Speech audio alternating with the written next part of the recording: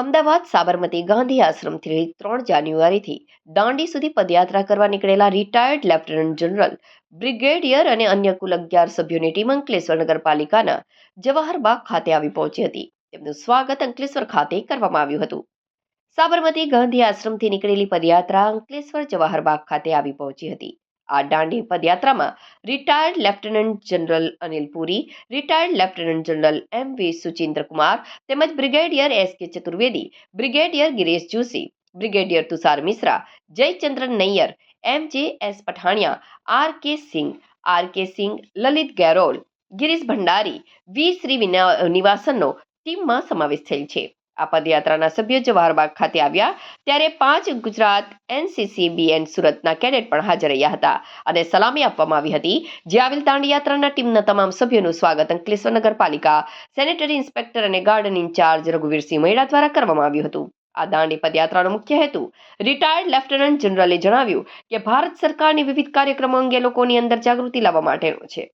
તેમજ સરકારના 2026માં વિકસિત ભારતના સંકલ્પ છે તેને તમારો સહયોગ આપવાનો હેતુ માટે સાબરમતી ગાંધી આશ્રમથી દાંડી સુધીની પદયાત્રા કરવાનું આયોજન કરેલ છે.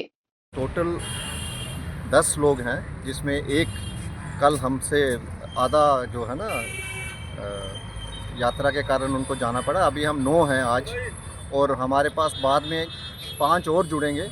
तो जब हम दांडी पहुंचेंगे तो हम 14 लोग हो जाएंगे टोटल. ठीक है. दूसरा, हम 2 तारीख को सब साबरमती पहुंच गए थे और 3 को हम साबरमती से चले और हम 17 तारीख को दांडी पहुंचेंगे.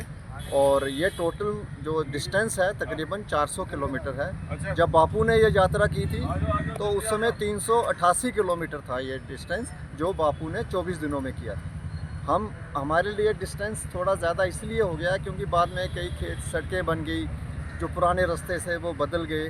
और हमारा लार्जर मकसद ये है कि एक अवेयरनेस स्प्रेड करना सोसाइटी में. जैसे जब गांधी जी 1930 में गए तो 17 साल बाद हमको इंडिपेंडेंस मिली.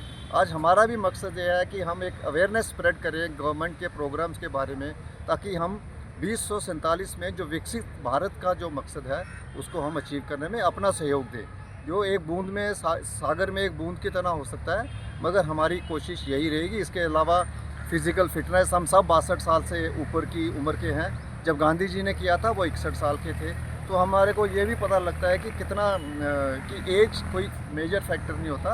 अगर आपके में हिम्मत है, कॉन्फिडेंस है, डिटर्मिनेशन है, तो आप कुछ भी किसी भी समय अचीव कर